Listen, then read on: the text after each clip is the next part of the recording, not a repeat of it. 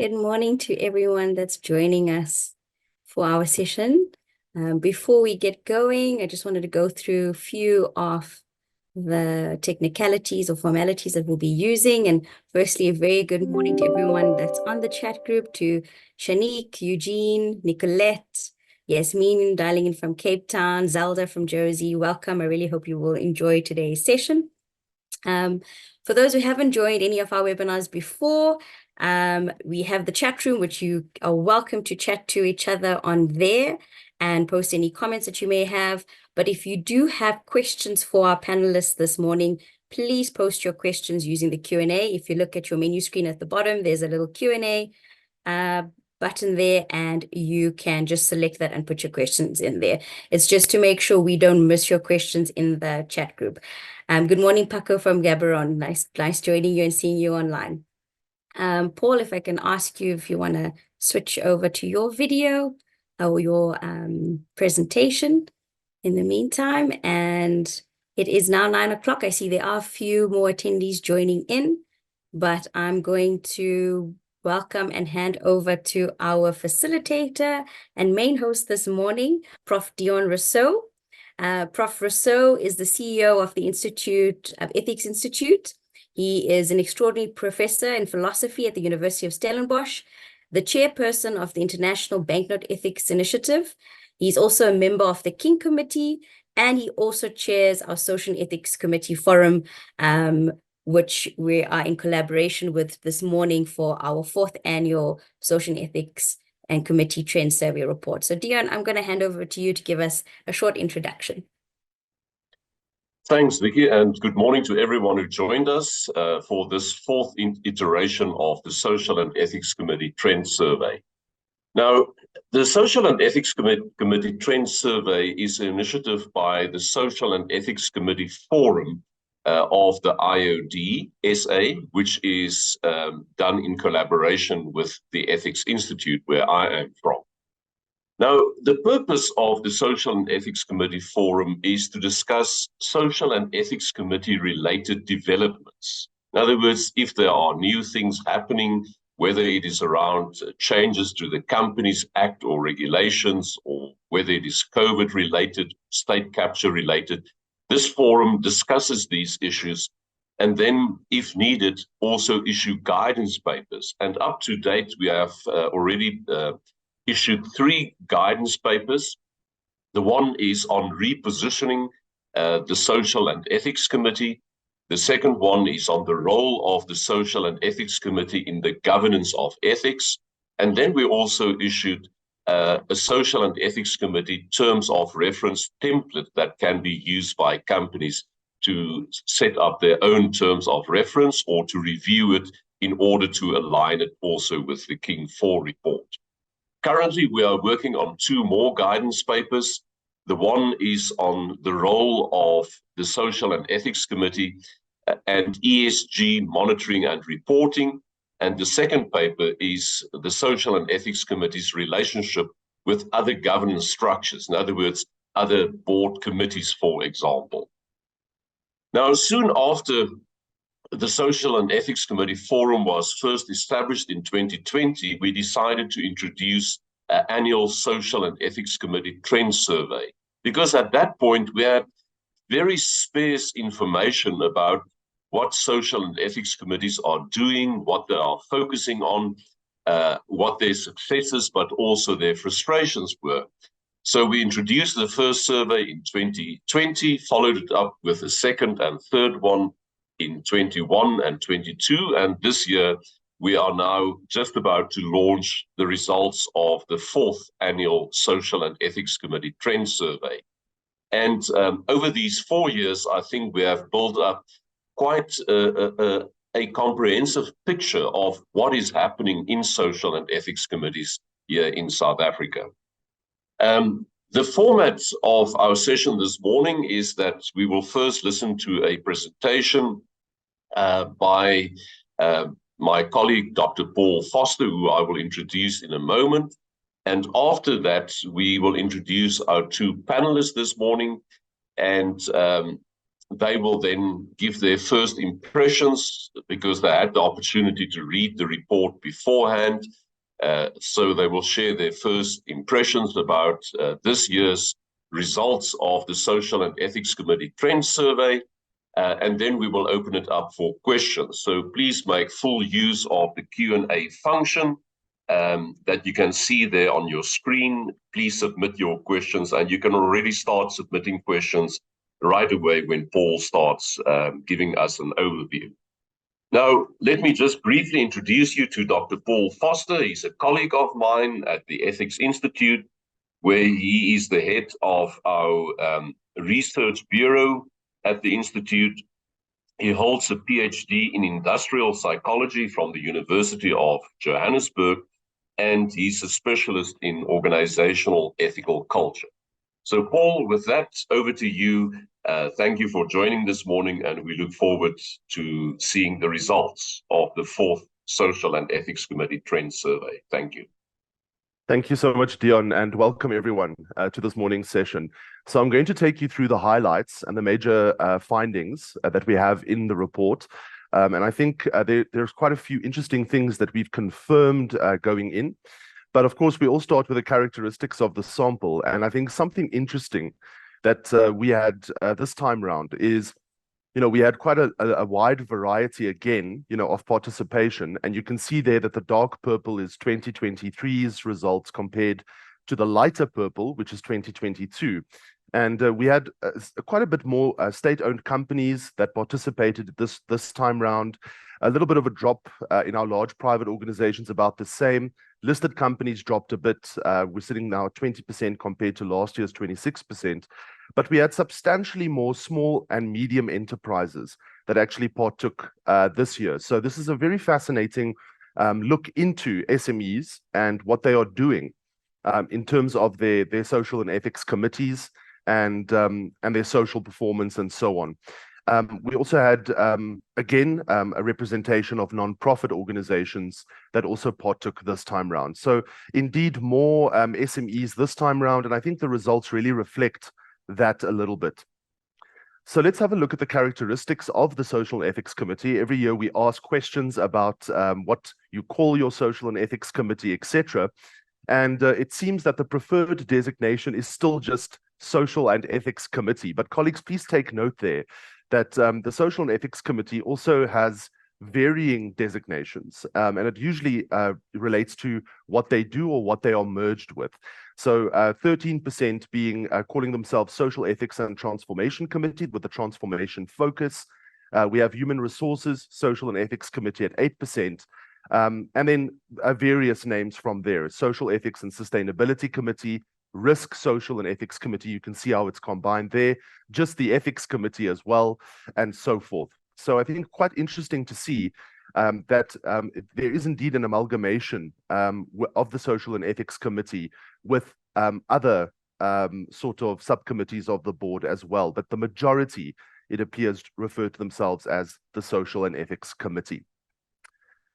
We also ask, what are the primary reasons for the establishment of your SEC?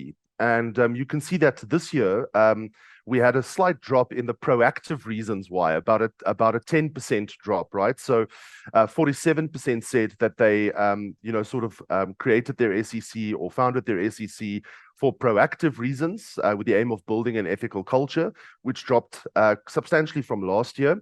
More this year said that they actually have done so to ensure compliance with the Companies Act, so around 37%. So the Companies Act is really, I think, pushing the development or the establishment of an SEC in an organization with about 20% last year. So this is a substantial increase, and that's where I think a lot of that proactive group has gone. About 11%, a bit fewer than we had last year, said that they established an SEC because of compliance with King IV recommendations. And last year, no one said that they had done so because of pressure from stakeholders to establish an SEC, whereas this time round, we had about 3% of those SECs saying that they were established because of pressure from stakeholders. So that is also quite interesting. Reactive reasons, thankfully less than we had last year, about 2% indicated compared to 2022. So this is quite a promising picture, indicating the main reasons why an SEC is established in an organization. Also promising is this. We asked SECs whether they are a standalone committee or whether they share their responsibilities and mandates with another committee. And you can see here that the numbers are about the same, slight drop, but it's quite similar.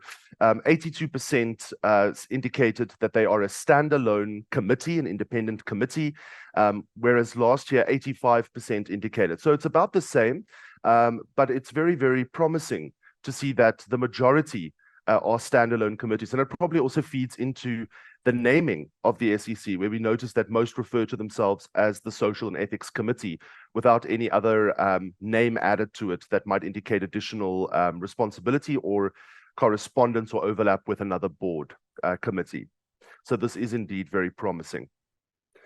We also ask whether they have an approved terms of reference, and colleagues, the numbers remain quite stable, 94% in 2023, 94% in 2022. The only difference is that, and actually a bit better, is that in 2022, 6% indicated no, they don't have a terms of reference, whereas this year 6% indicated it's in progress. So no one said they don't have one, which I think is also quite promising. We also ask, are reports on organizational ethics management submitted to the SEC? And I think this is important, especially for the oversight of the management of ethics in the organization, one of the major tasks of the Social and Ethics Committee, as well as other social elements. And you can see here that 82% in 2023 indicated that reports are submitted, right? On ethics management in the organization, with 17% saying no and 2% indicating other. This is almost the same as it was last year, and it is quite promising to see that the management of ethics is an important consideration for the Social and Ethics Committee, and that they do receive feedback on that. We also asked, are SEC matters on the board agenda? And, are they a standing item, etc.? And what we noticed is that it's about the same in the results, slight drop from 2023 in terms of SEC matters are a standing item in board meetings, 76%. So that is very, very promising.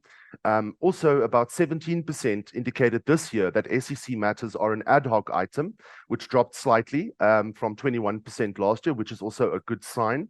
And then lastly, SEC matters are usually discussed under other matters at the end of board meetings. Slight increase there, 7% indicating that that is the case, whereas we only had 1% last year. But I think these numbers are very promising nonetheless, indicating that the majority, I think, of SEC's, SEC matters are actually standing items on board meetings, which is very, very promising again. An additional question which we asked this year, a new question, was around ESG, right? And we wanted to know whether social and ethics committees actually monitor and report on ESG. And about 64%, 2 out of every 3, you could say, social and ethics committees indicated that they do monitor and report on ESG, with about 1 in 3 indicating that they do not do so. So this is also interesting and again, quite promising and positive, because it shows that, indeed the mandate of the SEC is moving into ESG components. It's not just ethics, it's also about other matters, which I think are important for the SEC to handle. So very promising, and we'd obviously like this to increase in future iterations. All right, so colleagues, we also went into looking at where is the most time invested by SECs. What do they spend most of their time on?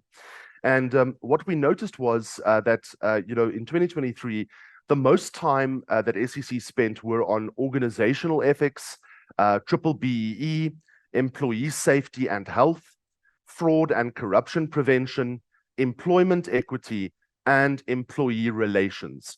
So indeed, you can see that this is actually the major areas that a lot of organizations that have an SEC, actually, what the SEC actually spends most of its time on and focuses on the most. Interestingly, we also asked, what is the least time that you spent on certain things? And it was interesting to note that SEC spend the least amount of time on responsible and transparent tax practices, on biodiversity, advertising, climate change mitigation, waste disposal, and pollution. So I think it's interesting to note that the environment is actually getting the short end of the stick when it comes to what social and ethics committees actually spend most of their time on. So this is also hopefully something that'll balance out in the future with social issues being more important for SECs currently. All right, so let's have a look quickly at the SEC vital statistics. This is a snapshot that gives you the average, the median, the lowest, and the highest score. But we're going to keep this simple here. We ask, and broadly, I think many of these metrics have stayed relatively similar. So we often ask, how many members does your SEC consist of? And the average is around 5 members. The highest was about 16 members, right, in 2022 and 17 in 2023. So about the same there to last year. How many members of your SEC are non-executive directors? The average, again, is around 3, the same as last year. The highest was 11 in 2022, with a dropping slightly to 9 in 2023. We also wanted to know whether SECs could indicate the number of invitees who attend the SEC meetings and so on, non-members, in other words, of the Social and Ethics Committee. The average, again, is around 4. And again, you know, the lowest is 0, with the highest being 18 or 19, if you look at the number of invitees from 2022 and 2023.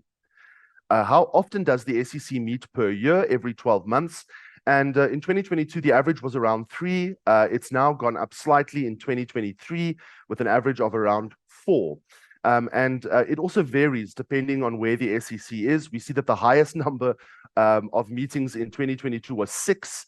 In 2023, 12. So that may also feed into, you know, sort of pressure from stakeholders, and also the fact that the SECs, you know, might be new or might be mandated to actually fulfill that purpose. And we have a few more smaller organizations also in this particular sample. All right, the impact of the SEC. So we also want to know from the SEC board chairs, etc. Do they make an impact? Do they feel that the SEC actually has an influence? And also, how are they guided? And we can see here that the King 4 report really is a source of major guidance for social and ethics committees. And the numbers remained about the same, with 78% in 2022 and again in 2023.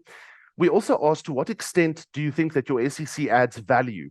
And the number is still quite high. I mean, 2023 was 73%. You know, this year it is at 75%, so about the same, but still substantially high. And I think this indicates that indeed the SECs are viewed as making a substantial contribution. How effective is the SEC? Still very high, these numbers, although slightly lower than in 2022, 69% indicating that they are effective, 72% indicating that they are effective in 2022. How important is the SEC in comparison to other committees? And, you know, there was quite a substantial agreement that they are important, right? 64% and 65%, about the same as 2022, with 64% in 2023. And finally, we asked, does the Companies Act provide enough guidance on SEC operations? And you can see here that in 2023, it dropped a little bit to 61%, 66% in 2022. But these numbers are still overall, colleagues, quite high. And so I think we can see here that a lot of guidance is sought, a lot of from these different sources. Of course, King still wins out here, but also that the SEC is viewed as effective, that it actually does make a difference in an organization. Now, something that is a bit of a catch-22 for SECs is the overlap in terms of their responsibilities with other board committees. Now, although it's good that the SEC does have some overlap, this overlap is quite high, and it may actually, in some instances, reduce, you know, how can I put it, the clarity with which others view what the SEC does, right? But I think it's important to note here that it's quite a sort of interdependent committee. It indeed does overlap quite substantially with the responsibilities of other board committees. If we ask them with whom they overlap in terms of those responsibilities, you can see that the Audit and Risk Committee has the most influence here. Then Human Resources and Remuneration Committee. This is probably also the transformation and BBBE component, the social component that SECs focus on. Then the Risk and Compliance Committee, 22%, Investment and Infrastructure Committee, 6%, Safety and Health, the EE Committee and the Strategy Committee coming up with 3% each in that category. So indeed, the Audit and Risk Committee, the HR and Remuneration Committee, and the Risk and Compliance Committee still have the most overlap with the responsibilities of the SEC. All right, so we also wanted to know about the achievements and mandate challenges of the SEC, and this was done through a qualitative analysis to look more closely at what those challenges are. We like to get new information every year, so we don't give people something that they rate. We rather ask them open-endedly, what are these things that indeed may affect them, and what are these achievements and mandate challenges? So here you can actually see it's a score out of 10, just indicating how consistently we had certain comments that came out of the qualitative. A 10, of course, means that it came out very consistently at the highest frequency of consistency, and lower scores indicate less consistency from different chairs of social and ethics committees. The first and most important achievement listed by the chairs of social and ethics committees is ethics management. So dedication to fostering an ethical culture, complying with ethical standards, and actively managing ethics-related risks and challenges. And you can see there that it has substantially more frequency than employment equity, which comes second, and then, very surprisingly, that ESG is also there, that it is quite important for SECs. And with employment equity, you can see that there is a commitment to employment equity and economic empowerment, such as addressing employment equity issues in recruitment of employees with disability, as well as achieving and maintaining BBBE level 1 status. Whereas with ESG, they talk here about initiatives and considerations that highlight dedication to environmental responsibility, social impact, and ethical business practices. Now, colleagues, what is quite interesting is that social impact and ethical business practices obviously are taking a lot of priority when it comes to ESG concerns currently for social and ethics committees. Ethics training is another one there coming up on the back end. Stakeholder relations, again, that social element. And then lastly, establishment of the committee, right? Actually putting effort into that itself. So I think this is quite promising and interesting to look at in terms of what SECs would garner as their primary achievements. Of course, we also asked them what are their major challenges. Again, this is why I mentioned it earlier, especially with that 84% overlap of responsibilities of the Social and Ethics Committee with other board committees, that the number one challenge that Social and Ethics Committees tend to face is a lack of understanding of the SEC's role. So indicating there that one of the primary challenges is the lack of understanding of the committee's roles, which can hinder effective decision-making and action. The committee also faces a challenge related to the expertise and knowledge gap of SEC issues amongst its members. The second most important constraint for SECs were time and resource constraints. An indication here was limited resources to attend to reporting requirements in various departments can hinder the committee's ability to effectively fulfill its responsibilities. Moreover, deliberations within the SEC are noted as sometimes being too long due to complex agenda items. So indeed, what the SEC does is complex, and it involves very often looking at social elements within the organization, ethics management, and so on. And these are constantly, I think, dynamic and in flux. So these, and also that limited time that is spent there is also problematic. A lack of buy-in is also mentioned. Gaining buy-in from both the board and internal stakeholders is challenging, with some perceiving the SEC as a compliance requirement rather than a value-added function. And I think that is a very important statement that is made there. There may also be resistance from management to implement SEC recommendations, potentially hindering the committee's influence.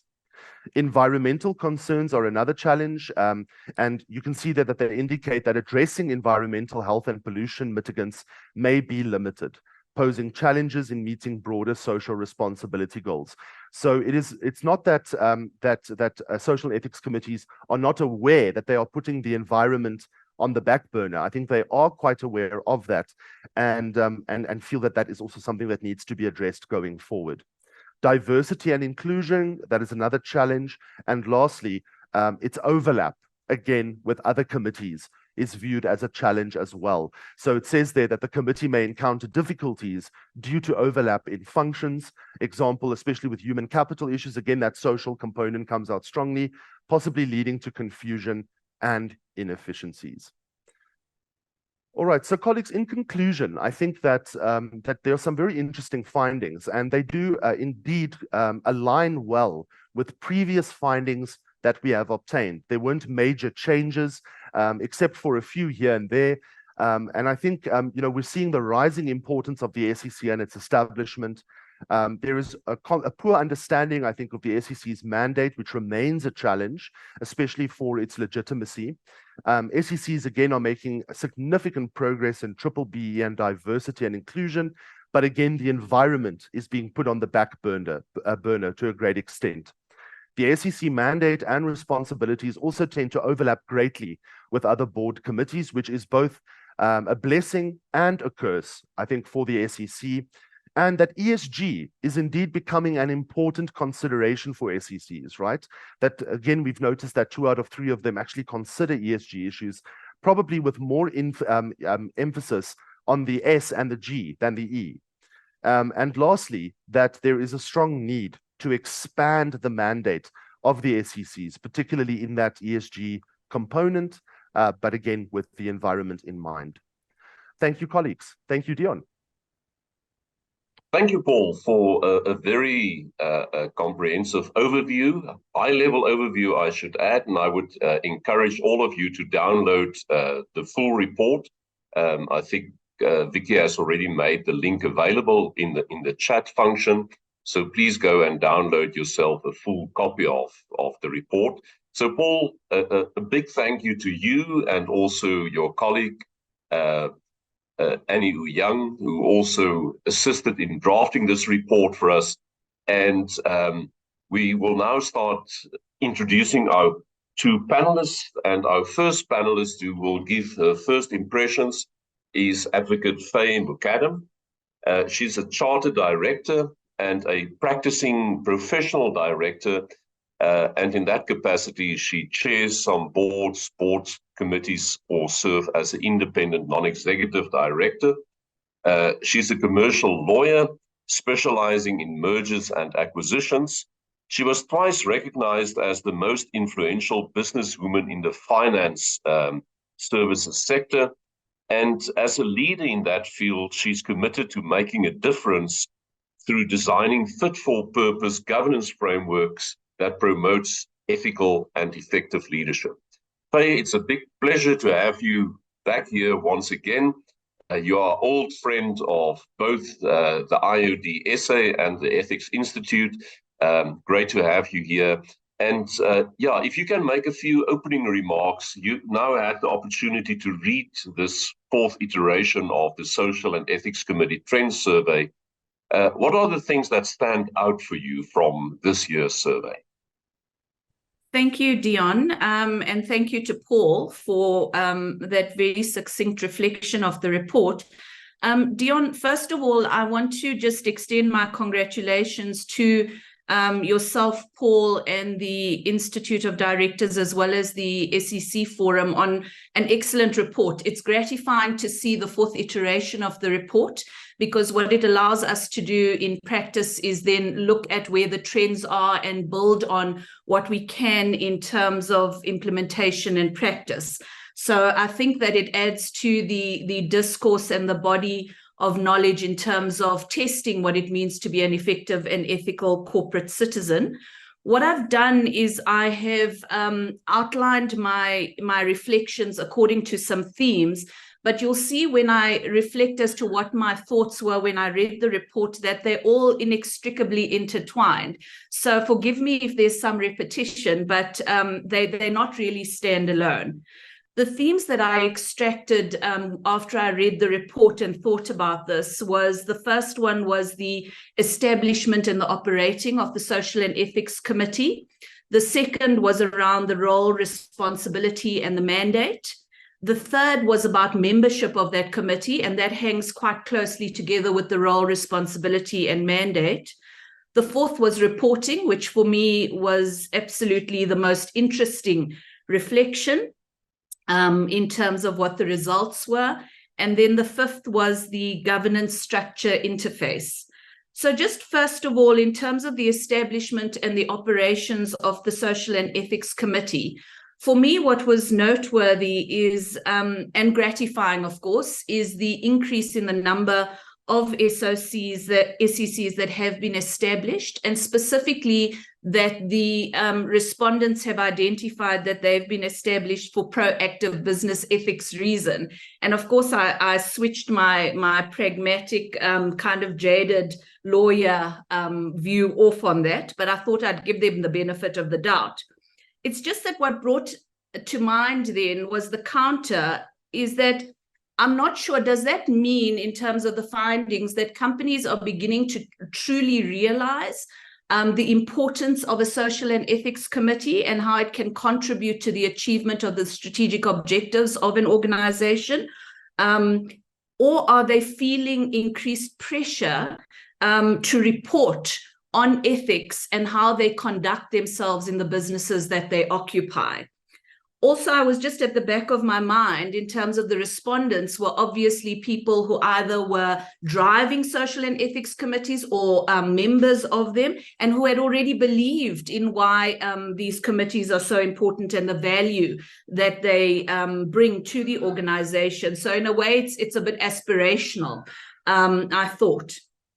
Also, just a consideration for me was that the increase in the number of social and ethics committees that had been established, but the counter again to that was the genuine concern later on in the report in terms of the trends, that several organizations indicated that there was a challenge in understanding the role of the SEC. So for me, establishment should link to effectiveness, because we could have every organization having a social and ethics committee, which of course is laudable and for us is getting in the door and it's where we want to be, but are they actually being effective? And then that talks to the membership on the committee and the allocation of resources in terms of understanding the mandate. Still sticking to the establishment and operation of the SEC, what was interesting was the sector representation increases, specifically in services and financial sectors. And I was curious as to why this was and what the drivers were behind this. I noted that there was an increased driver around compliance and, of course, whether or not it's got anything to do with ESG. And now that it's ESG is suddenly the flavor of the year, as to whether there was that push which then led to the establishment.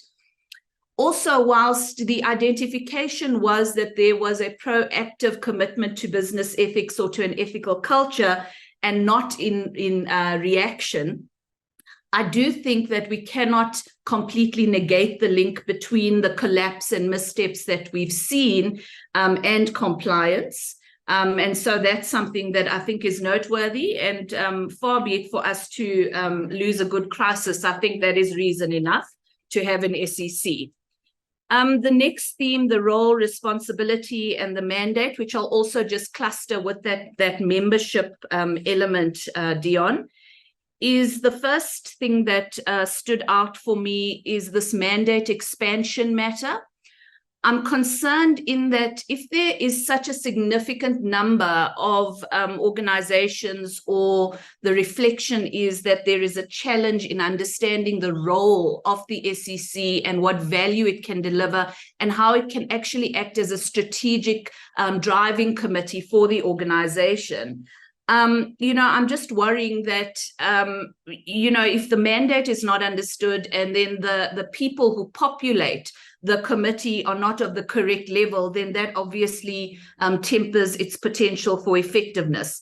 I do note, of course, that this is directly linked to the maturity of the organization as well as the maturity of the committee itself. I just want to make a comment there that the elements around what the SECs were spending very little time on, which was things like climate change, I think water or waste and pollution, it boggles the mind. And I see Richard's online. We had CRESA, which is your Code on Responsible Investing. When we first looked at your triple bottom line, planet was very definitely a leg. And so again, I'm just concerned that we are establishing these committees, we're not making sure that they're effective. And so we're losing a trick in terms of maybe chasing compliance or chasing ESG drivers, rather than actually leveraging the committee as a strategic governance structure. Also, I note the name and designation point. I think that again talks to maturity of organization and committee, but I also was curious that 2% only linked it to risk management, because I think it is definitely a proactive risk governance committee, and it can be leveraged and can expand and is elastic in that sense.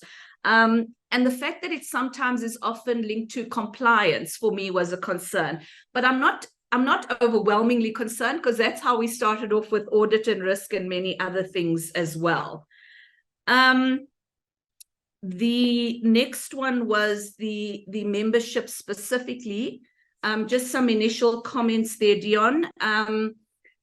Gratifying that there's better gender representation on the social and ethics committees, and that we're doing better than even board gender representation. What I am concerned about, and I often don't have a filter and don't have a popular view, but I often wonder then if women are being relegated to the positions of members of the Social and Ethics Committee because it's not given due regard and due weight. And so we're pushing up numbers, but it's not necessarily seen in sufficient number of organizations as a committee with teeth. And so just on the back end, that's just a concern. That concern extends to ethnic diversity representation. Of course, our representation on our governance structures must reflect our demographic. Yet in order for the SEC to actually achieve its mandate in assisting the board fulfill its mandate and contributing as a strategic governance structure, then I'm just worrying again if the right people in the organization are actually on these committees. And then if I look at the achievements in terms of BEE and employment equity, if the danger is that the SEC then will simply by a fraction of time then be focusing on the very traditional, typical areas in terms of where we can make some waves and gain some ground, rather than actually looking at how we can mainstream some of these challenges. So for me, that's just something for us to flag as we're going forward. I think also that, as we see some aging exceptional executives, I think that the SECs in our world should go out and try and attract experienced directors who maybe, just want to put something back and can actually contribute far more. I mean, you wouldn't catch an audit or a risk committee with your CEO or your CFO not being in attendance. So for me, that was a big problem. Reporting, Dion, for me, that kind of trumps everything here in terms of my reflection. Reporting is about transparency. It's about disclosure. It's about proactive engagement with your stakeholders, which talks to being an effective and ethical citizen in the spaces that you occupy. So for me, the fact that there sometimes reports weren't received timeously from management, whether or not the reporting, whether there's sufficient guidance, and perhaps do we give sufficient guidance in terms of how the reports should be positioned or even drafted and compiled to align with risk governance. And I just think of Steinhoff, I think of Marikana, I think of Sasol. So it's not that we don't have material of things that have already imploded and how we can learn from them. So the SEC, in terms of it, not just to the board, but to stakeholders, can actually assist the board in acquitting itself of its fiduciary duty. And I think SECs and potentially boards and CEOs are missing a trick here. Also, if I look at just some of the reflections on the AGM reporting, it appears that it's not tied into integrated thinking and integrated reporting as well. And I'm going to leave it there for now, Dion. I'll talk a bit more when you call on me later. Thank you so much. Thanks, Faye, and quite a number of very important points that you are raising. The one that struck me, the one that you mentioned towards the end, that only 18% of CEOs are attending the meeting.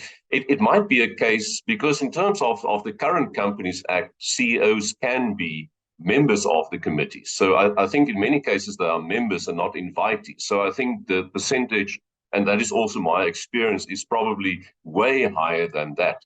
But then next year, I expect to see something different, because if you look at the Companies Act Amendment Bill, executive directors are excluded. Should that go through Parliament and be approved, they are excluded of being members of the committee. And obviously, then I think we will see a big spike in them being attendees. Because as you rightly say, and that's my experience also chairing a number of social and ethics committees, that they need to be in the room in order to have a decent conversation. But I will follow up with on these and other matters with you a bit later. I want to bring in our second panelist for now. So thanks, Faye, for your introductory comments. And that is Mr. Hope Tiga. Hope, welcome here this morning. Hope comes from a BSc background. He has an honors BSc from University of Cape Town and also a master's in business leadership from the School for Business Leadership at IoDSA. Importantly, for our occasion this morning is that Hope is also a member of the IoDSA Social and Ethics Committee Forum, and he also chairs a Social and Ethics Committees in one of the companies where he serves as a director. He's an executive of long experience in some of our major mining companies, including De Beers, Anglo American Platinum, and some others as well, where he has executive experience in human resources, safety, and sustainability, sustainable development. Hope, with that, welcome to you, and we look forward to your introductory comments. And can I just, before you start, just remind people, please start populating our Q&A there. If you have any questions that you would like to pose to our panel, please feel free to do so. Thank you, Hope, over to you. Thank you, Prof. Dion. Thank you very much. The curse of being the last speaker, you found that the previous speakers have said almost what you wanted to say. So I'm going to try and summarize a bit without repeating what the previous speaker said, and I'll put my own nuances into how I've seen the report. How I put this thing is basically, for me, is to highlight the salient issues that are more encouraging from this survey, and then I'll basically summarize those ones that I think need improvement. I think the first thing is what I've realized is that, albeit last year we had basically zero stakeholder activism, it's still at 3%. But for me, that's a great stuff in terms of getting South Africans particularly to be more of the activists in terms of encouraging our governing bodies to look at these critical issues like social and ethics. I think for me, that's the first encouragement that I could see. I think the second one, I think this one is critically important given my background in terms of education. I've seen an increase of people with relevant field of expertise growing from 15% in 2022 to 20% in 2023. And I think what you see from the reports in terms of what is being focused on, the nuances, I think for me, are likely driven by who participate and what expertise of those who participate within the participants have. And you would then see why certain things within the ESG framework are more given a focus on, because those ones with the certain relevant expertise would drive those nuances towards that direction. So for me, I think it was encouraging this year to see that increase in those with the field of relevant field of expertise within sustainability being part of that. I think the other one, I mean, as we know in South Africa, with the advent of what was revealed in the Zondo Commission state capture, for me, seeing that the state-owned companies were sitting at a healthy 24% in terms of those who are participating within the social and ethics, it's a good sign. It's a good sign so that we can prevent what we've seen, particularly from the state capture from that governance point of view. And it shows how governance is becoming one of the critical issues to manage companies as going concern particularly. And the uptick, I think for me, another point of the financial sector, from a mere 13% to almost 20% in this year, it's noteworthy. It's noteworthy. Why? Because I'm reminded by Murphy's laws. It says, those that own the goat make the rules. So for me, the financial sector has the biggest responsibility in terms of cultivating a new culture for people to be compliant, for governing bodies to make sure that we fulfill the mandate of the King 4 report, basically making companies to be good corporate citizenships. And I think those that are in the financial sector sit in a better position to basically encourage most of the companies to go toward that direction. So for me, that improvement from 13% to 20% was great and something that needs to be lauded. And I think the other part is the 64% of those surveys indicated that monitoring and reporting on ESG issues was good. And that, for me, it's aligned to the core principles of the King 4 report, where we need to foster the responsible corporate citizenship and long-term value creation, as I've said before. So this becomes a big issues. As I've mentioned, that I wanted to mention the positive parts, but as a nice segue now from ESG issues, there are those things that I feel need improvement.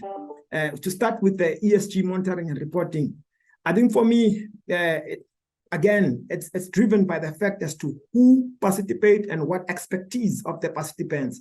So albeit people are focusing more on the ESG, the E part for me is really something that we need huge improvement on. I mean, the pollution, waste management, biodiversity, and even climate change. And climate change, you would assume, because it's now a topical issue, that companies within the SEC would be focusing more on that. But as you could see from the report, climate change came at 25%, with the more than 30% of those said no, they're basically not focusing on pollution and waste management and biodiversity.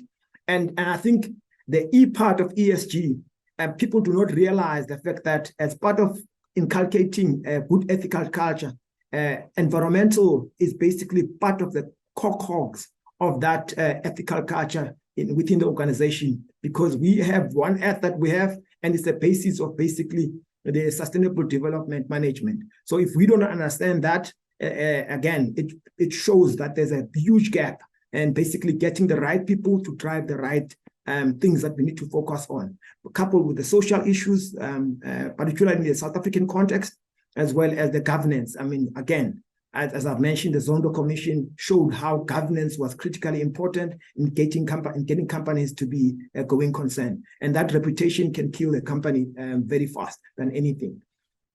I think the other part is that I'm reminded by Peter Drucker famously, who famously says, culture eats strategy for breakfast.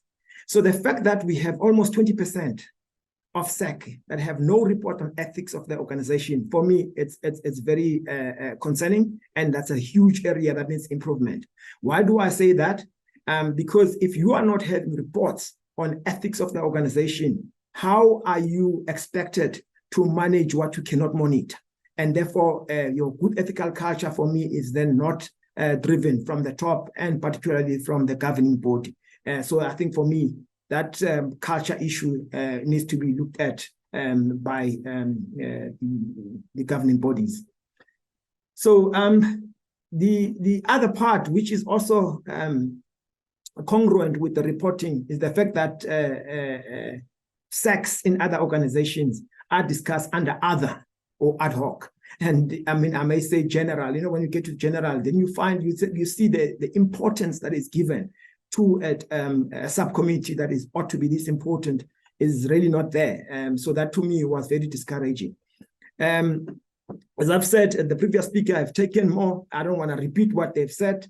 I think maybe from my side to conclude, Prof. Dion, I want to say that we all know that social and ethics is fairly new concept in our corporate governance sphere. And given the multitudes of overlaps that occur within these committees, it's important to ensure we have integration more than the duplication within this organization. And I think if we do that, that will actually get the effectiveness more in terms of this. I think what also came there is when most of the chairs wanted to basically broaden the mandate. And for me, that's a risk of broadening the mandate too soon. You make then the SEC too laborious and becoming ineffective. And when we do understand that the lack of understanding is not really up there from a maturity point of view, so I think we need to be careful in basically moving too fast, too big, and too quick. Thank you very much, Prof.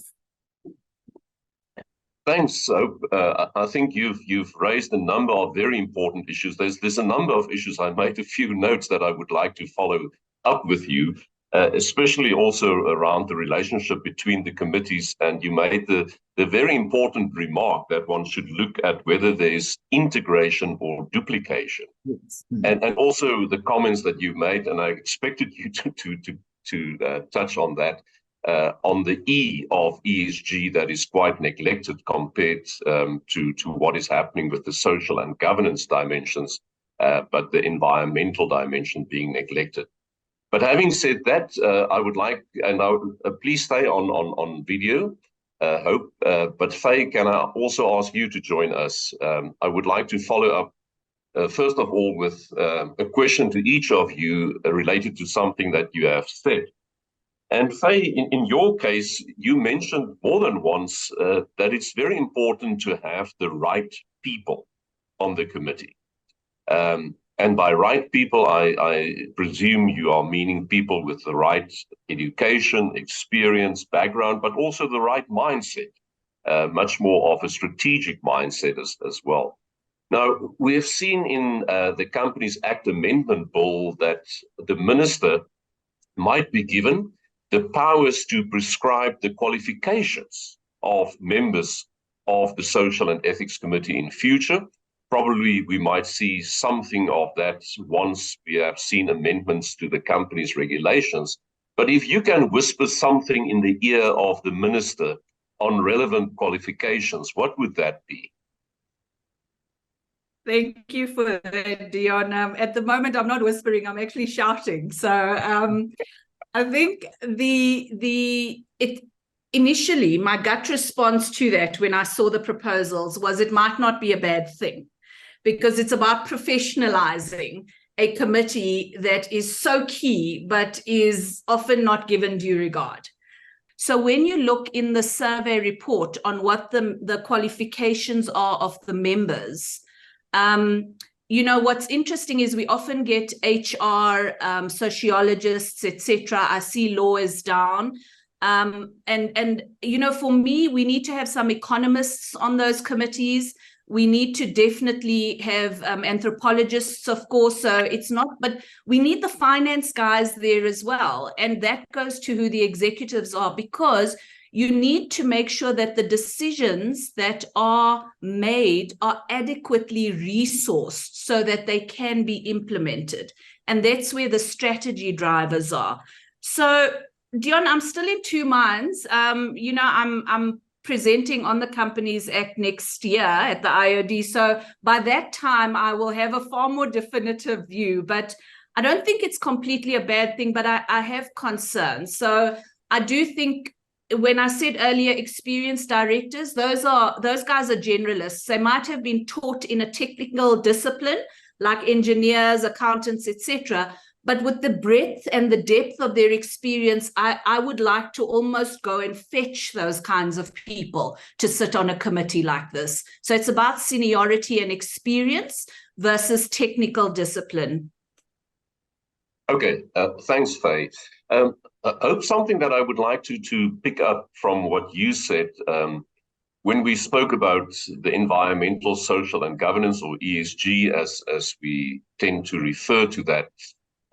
You noted that, and it's a consistent pattern since 2020 in all 4 iterations of the report. If we look at the matters that are most neglected, it is matters related to environmental impact, but also to climate change.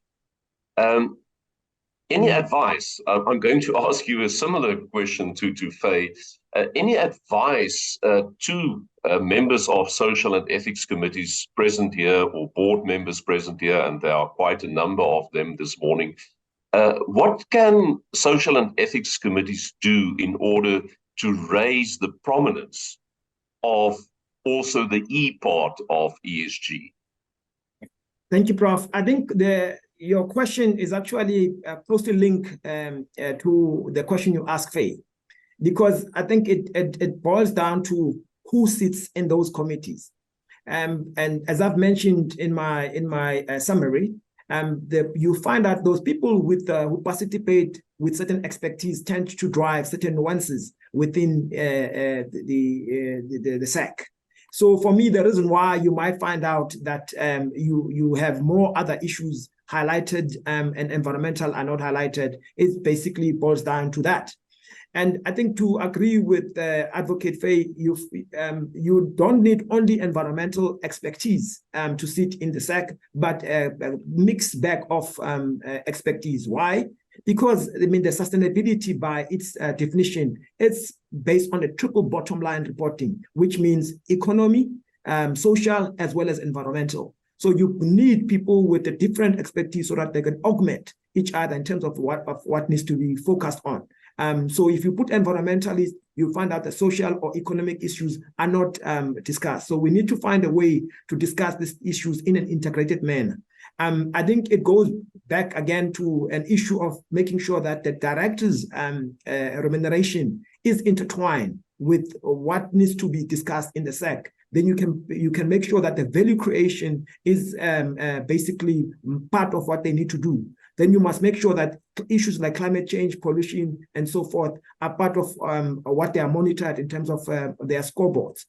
So I think that's a way we can then improve the issues of discussing the important issues, get elevated to the SEC and subsequently to the board. Thank you, Prof. Thanks, though. And I think we've all seen that ESG matters are featuring quite prominently on the radar of social and ethics committees. Now, as Paul mentioned when he gave us his overview, this was the first time in this history of the survey that we asked specifically a question around whether the Social and Ethics Committee gives attention to ESG matters. Now, obviously, if we just look at the statutory mandate of a Social and Ethics Committee, there are E matters there. There are environmental matters in the statutory mandate. There's a host of social issues, economic, workplace, external social environment issues there. And there's also a sprinkling of governance issues there, especially if we take the King 4 recommendations on the expansion of the Social and Ethics Committee. But Hope, you made a comment, but Faye, I want you to also respond to this. I think both of you gave the indication that it is a positive development that social and ethics committees also attend to the monitoring and reporting of ESG matters. As indicated, it's actually to some extent part of their statutory mandate. But I hope you then made the comment that one should be careful of not expanding the mandate of the Social and Ethics Committee too soon. I want you to say a bit more about that, because I think there is something there that we need to look at very carefully. And Faye, once Hope has responded, I would love to hear your comments on that as well. Yeah. Thanks, Prof. I think the reason why I've made that comment, you can see throughout the report that there is the understanding of what ought to be discussed in the SAC is not there, fairly because the social ethics is quite a new thing within the South African corporate governance. So for me, if you don't have the basic understanding of certain mandates that are prescribed within the law and also are contained within the King's 4 report, you need to first basically get that maturity curve right, where people do understand what needs to be discussed, have the effectiveness of the SAC inculcated right in most of the organizations. And then when you want to increase the mandate, you know at least there's effectiveness. I think because of that lack of buy-in that you could see from the report, as I've mentioned, the right expertise or mix of expertise is really not fairly there. So then you don't want to too soon make it laborious and more ineffective. So for me, that we need to guard against that. And you find out most of other issues are actually discussed in other committees, like your committee on audit, health and safety and so forth. So we need to be very careful in basically making sure that we can do a lot of integration and not duplicate things and want to make this committee big and basically enhance in its importance when it's actually not effective. I think effectiveness for me is a critically important point. Thanks, Prof. Thanks, though. Faye?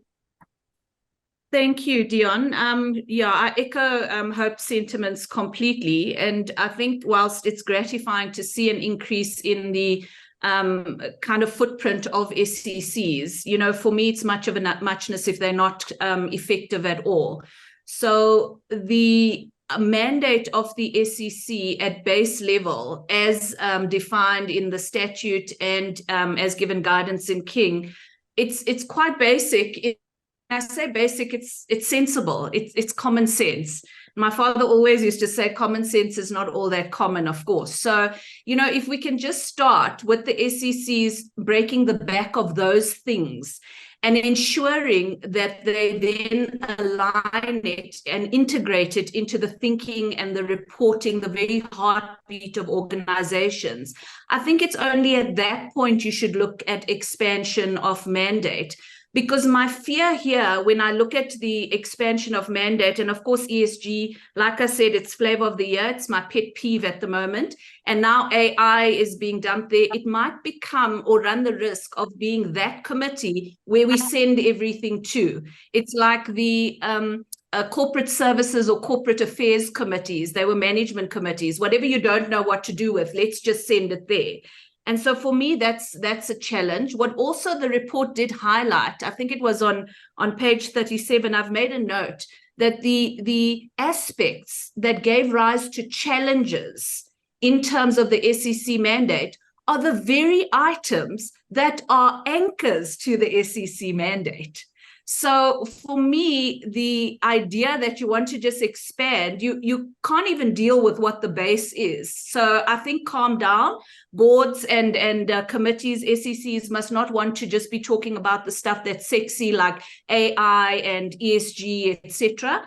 But I think also this replication or duplication of effort is something we must keep an eye on, Dion, because take safety and health and employment equity, for example. Those are core responsibilities or core parts of a mandate of other committees. And even potentially, depending on the nature of the organization, might be core in terms of the scorecard of the executive. Okay, thank you for that. I want to come back a bit later again to this issue, but let's first turn to some of the questions that we find in the Q&A. And the first one is from Zelda van Heerden, who says, do you find that the executive and senior management continue to drive the SEC agenda rather than the non-executives? I think this is a very pertinent question because I often find when I do reviews of social and ethics committees that it is management who's driving the agenda and management who decides what they wish to report to the Social and Ethics Committee, rather than the committee itself taking charge and being proactive in expressing what they want management to report on them, not only in terms of content, but also in terms of format. Faye, would you like to take the first shot at that, and then we'll ask Hope for his opinion as well? Dion, my experience practically has been slightly different. I know we started off a few years ago where management was driving this agenda, and I think it was because it was now a statutory committee in certain spaces and a requirement. So obviously management needed to take that on board from a compliance perspective. But what I'm finding in practice is it's the non-executives that are actually driving the SEC agenda, not always to the benefit of the organization, because you have people who read an article or attend a webinar and suddenly that's top of mind. And so they introduce these things in the meeting. And what that tends to do is it tends to distract the committee, and suddenly that's the flavor of the month. So everybody's talking about ESG at the moment. Everybody's talking about AI at the moment. And I think what we need to do is all of us take a step back and ask ourselves, what are the strategic objectives of the organization? How can we contribute to being an effective and ethical citizen in the spaces we occupy? And how does the mandate of the SEC assist the board and the organization in achieving those objectives? And have a discussion at the next SEC meeting, instead of following the agenda, have a discussion about what the point of this committee is, the why. And so I think there's a lot of misalignment, and I don't think it's because anybody has any malintent or anything. It's just we're not talking about it. So there's an assumption that everybody understands what the SEC is about and why it's there. So what I'm experiencing out in practice, and even on some of the SECs that I sit on, the non-executives are coming in and pulling us in different directions. Thank you, Dion. Yeah, and Faye, I really want to echo the one point that you made, and that is, I really wish, and actually in that template for a Social and Ethics Committee terms of reference, we also say it is important to even write into your terms of reference, how do you see the role of the committee? Normally, people go directly onto the responsibilities of the committee. We should monitor this, that, and the other. But what is our role within the governance ecosystem of the company? I think it's incredibly important what you said there, and I hope more companies would do that. Because if you understand your role, you will also fulfill your responsibilities in a different manner. But Hope, let's get your take as well. Lovely. I think I would echo the sentiments that Advocate Faye mentioned. I'm reminded by, without mentioning anyone, I mean, this new phase of circular economy.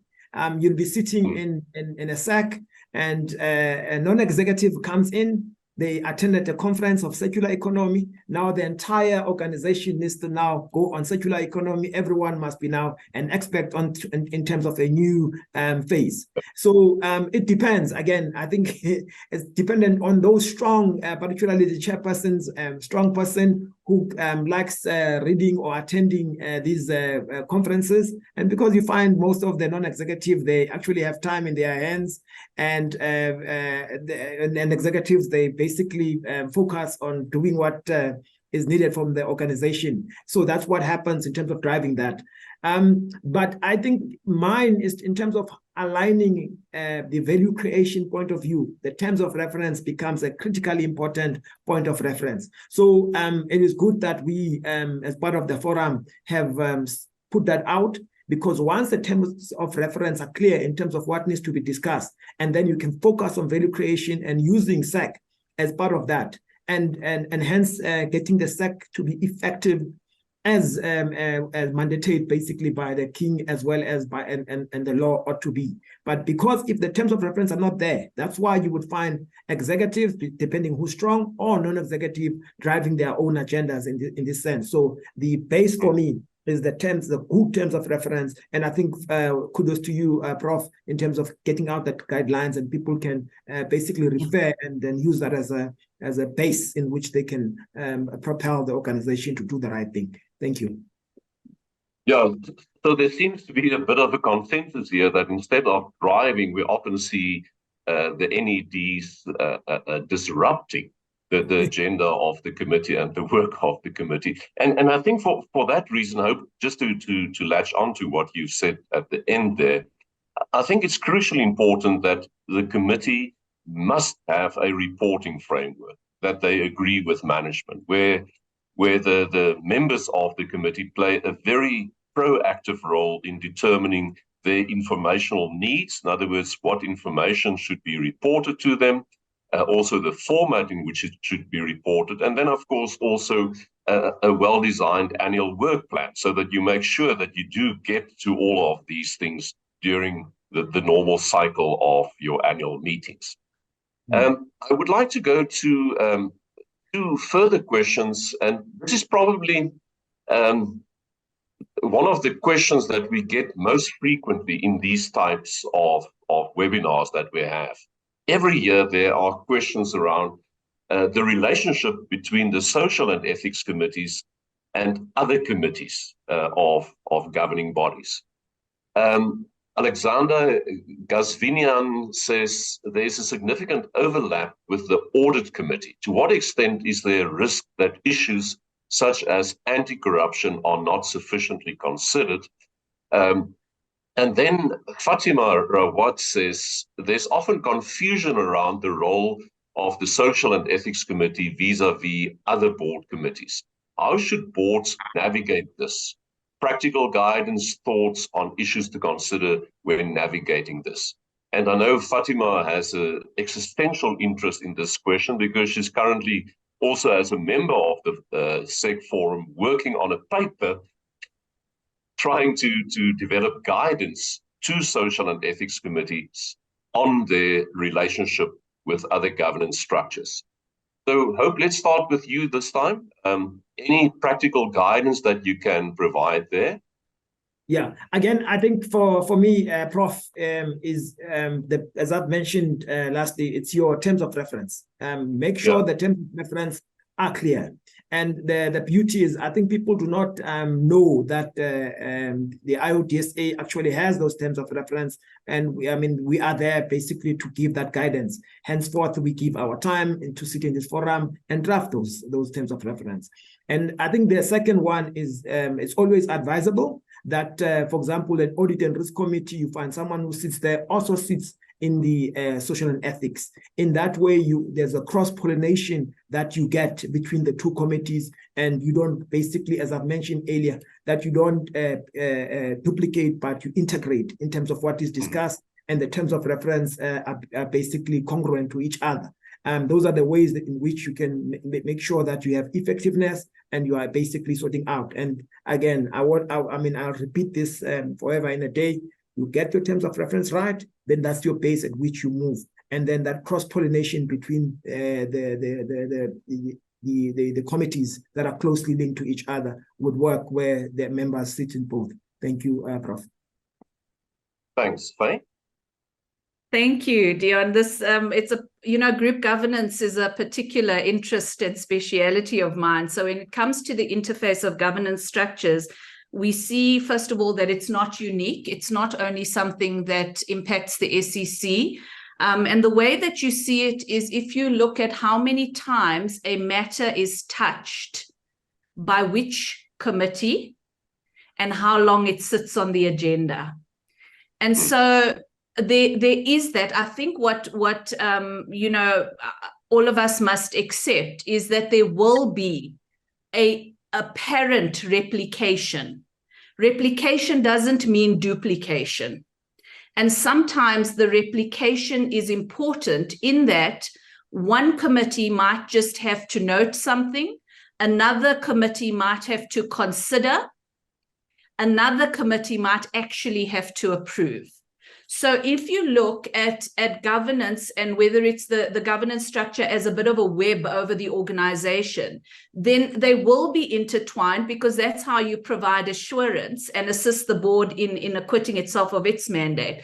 But I think what we need to do, which is often, again, everybody says they don't have time to do it, but, to my mind, you don't have time to, go to the doctor, then, when you suddenly collapse, well, I'm not going to feel sorry for you. So I think it's about proactive investment, is to take a step back and look at what is the mandate, to Hope's point, and what does your terms of reference say, and make sure that you are cross-referencing all of them, and look at, just take one matter as an example and see which committee touches it, how often and why. Because we have this issue between the audit and finance committees, if you guys deals with it in detail, and who recommends it and who approves it, and then who sees it after the event. So this is not new. I think that people need to actually consider how it hangs together. But really importantly is the practical tool there, to Fatima's specific request, is your work plan. Because this web will unfold in your work plan. And if you, for me, the governance calendar is absolutely the most powerful tool. Because if you have it, on your vertical axis of what you're looking at, now I'm confused. The vertical axis is what you're looking at, but the horizontal axis has your dates, etc. Then you can make sure that as an organization, someone is dealing with what they need to, when I say someone, the committee, in the manner in which they need to align to what the board needs to achieve. Okay, yeah, and some very useful insights from both of you there. And just to come back to also to Alexander's initial question and comment there, I think the point, Faye, that you make, that replication is something different from duplication, is a very important thing to keep in mind. In the survey, the question was asked, is there overlap? And obviously there's overlap. So I don't see the finding that around 80% of social and ethics committee chairs say that there's overlap with the mandates of other committees. I don't see that as problematic at all. It's just a matter that different committees have different lenses or different perspectives which they put on a matter. And to use Alexander's example of corruption, typically you would get a case where a social and ethics committee would look at corruption. It's obviously within their mandate. It's prescribed in their statutory mandate, but they would look much more from a preventative perspective to that. In other words, do we have an ethics management program in place to prevent corruption from occurring in the first place? While a risk committee would put a risk lens and say, is corruption so material that we should take it up in our risk universe, and do we have the necessary mitigation matters? While an audit committee, once again, will have a different perspective, and they are possibly the ones that will decide on whether there should be a forensic investigation into this matter, whether it should be internal, external, or the like. Faye, you had your hand up. Do you want to add something else there?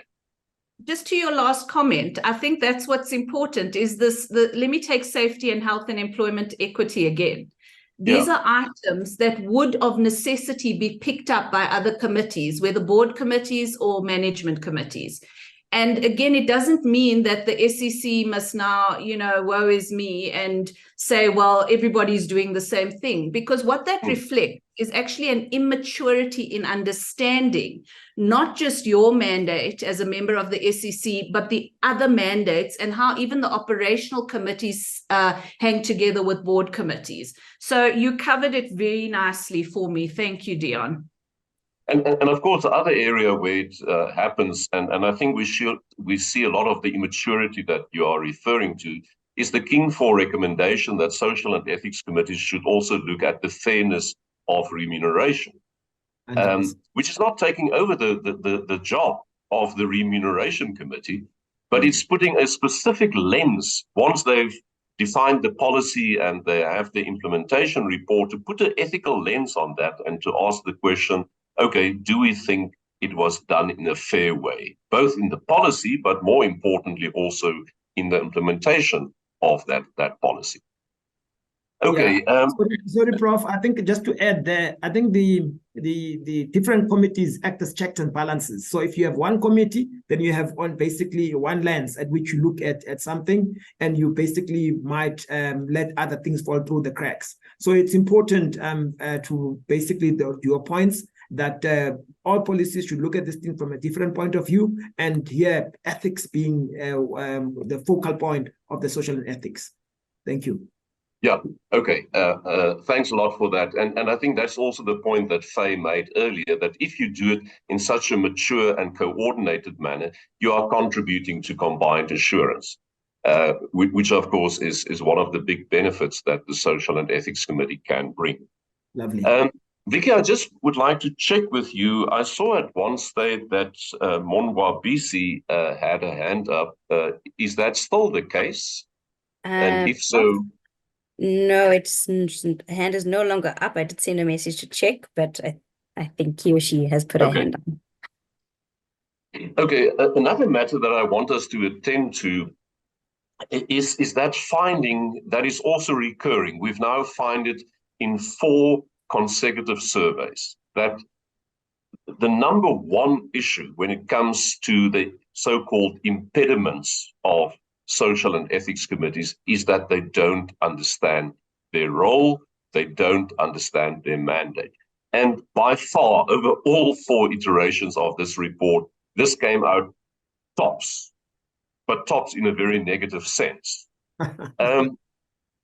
What would you, from your practical experience, recommend? What can be done in order to help committees to get a clearer understanding of their role and their mandate? We know that we have the Companies Act and Companies Regulations, which isn't the best pieces of legislation. I must admit, it is confusing, especially the Companies Regulations. We now have the amendment to the Companies Act, which I don't think add a lot of clarity.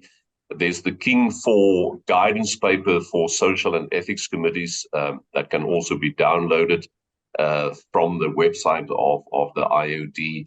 So there are some guidance there. King 4 itself also speaks under Principle 8, dealing with subcommittees of the governing body, also of what should be included additionally in the mandate of the Social and Ethics Committee. What else can we do in order to assist committees or give guidance to committees on what they can do to get clarity? Because I often think it's not rocket science, it's more a matter of applying your mind. If I may jump in, Prof, I Yes. think one of the other legs that we don't focus too much into the governing bodies is training. So we just assume that we put people, as we mentioned, if you look at in terms of the expertise there, people have got the degrees, they've got the experience, but the whole issues of social ethics is in a state of flux. Why? Because you've got lots of new terminologies like ESG, like IA, and so forth and so on. So you then assume that people know. And we, for some reason, we think social ethics has been here for a long time, and it's fairly new. So, and you then need to get people to be trained in terms of what are the new emerging trends, what are the development, and what are the critical points that people ought to do. And they've got the fiduciary duty, and then, I mean, as you've mentioned, there is the law that is a base of many of the companies to put social and ethics. However, I mean, if you look at King 4, the issues of ethical leadership and ethical culture ought to drive this, and the advent of ESG. And I found a lot of confusion in terms of what ESG is and what ESG is not. So these confusions, I think, got people to not understand. And I think for me is that training, directors and non-executive directors need to be trained, And over and above, once you're trained and have the basic understanding of what you need to be driving and the guidance from the forum, from the terms of reference, then can come and augment what the person has as a basic training of that. I think the other important cog, I know we've mentioned is the mixture of people that are sitting in these committees ought to be right. So that those people can also train. I mean, when we argue or when we talk amongst each other, we're able to capacitate one another to basically have a better understanding. 100%. Thank you. Thanks. And Faye, your advice on this matter? Thank you, Dion. Hope has touched on, continuing professional development, and I think that's absolutely key. Something that I've also, experienced is the lightness of the induction when it comes to board members joining a new board and being allocated to committees and sometimes on the SEC as well.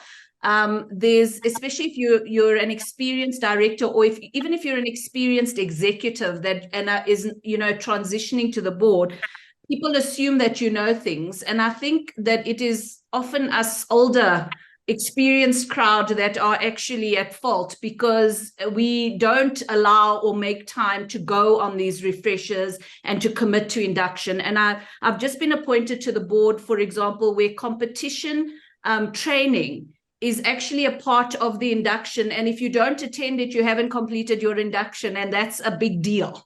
Now, I think those kinds of consequence management levers should be introduced to manage us a bit better. So I think induction and CPD is important. For me, if you look at the mandate of the SEC, and to avoid it being one of the points in the question to being relegated to technology governance and ESG oversight, goes to the depth and breadth of the mandate, which is why, to Hope's point around composition, I'd call for more experienced members, even independent members, to populate the SEC committee. Simply because you're dealing with a whole lot of organizational issues. You're dealing with HR, you're dealing with environment, you're dealing with organizational complex landscape issues, etc. And it is that experience that will allow to have more of a strategic view and filter and how it aligns to the board agenda. The one thing for me that I think we must do is talk about reporting. The fact that we put onto ad hoc items at 17%, I think it was, worries me. The fact that it is seen as an add-on, even though it's a statutory committee and certainly not given the same weight as an ARC, I think is a problem.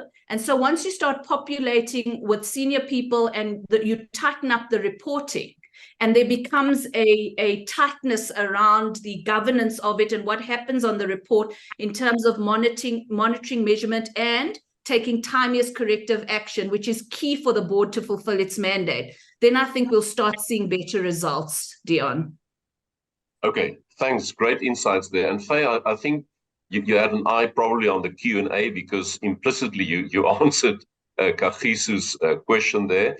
There's also a question from Nomhle Shamane asking about where can I find out which statutes regulates the SEC apart from the Companies Act, and where does it draw its statutory mandate from? Well, obviously, the statutory mandate comes from mostly in the company's regulations.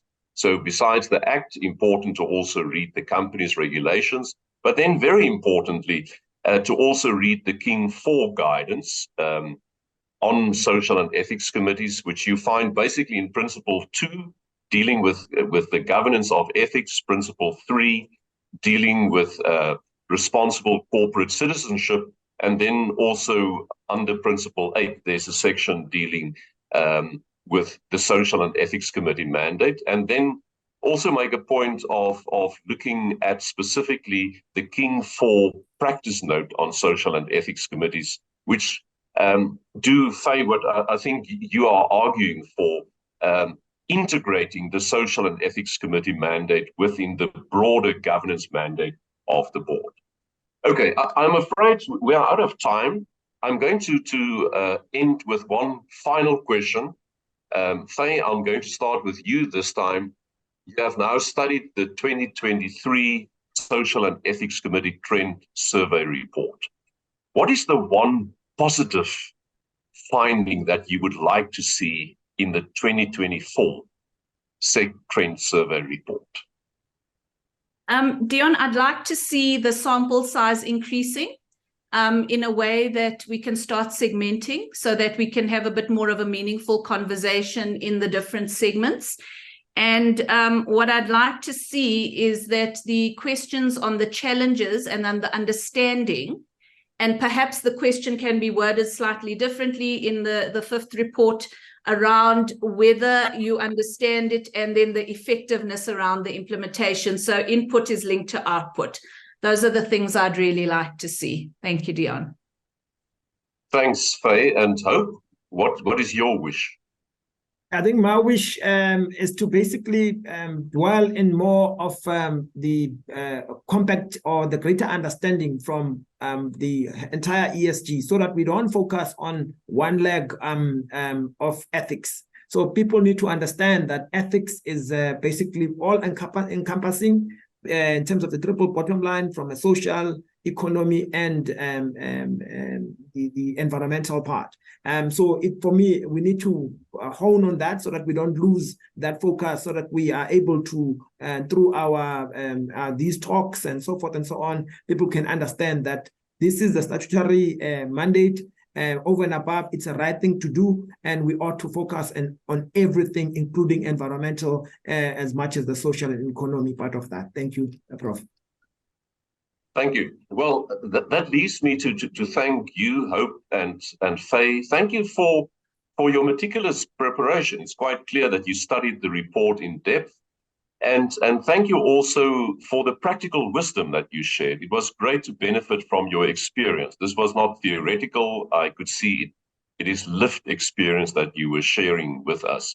Also, a big word of thanks to Dr. Paul Foster and his team for preparing the report, for Vicky and the rest of the team, Louisa and others from the IoD, who assisted us so ably. It really is a pleasure to do this survey on an annual basis. And finally, a big word of thanks to our audience. Thank you for all your participation, your questions, your comments. There was quite a lot happening in the chat as well. And with that, we are signing off. I'm going to hand over to Vicky, but not before wishing all of you a good festive season and a great break at the end of the year. Thank you.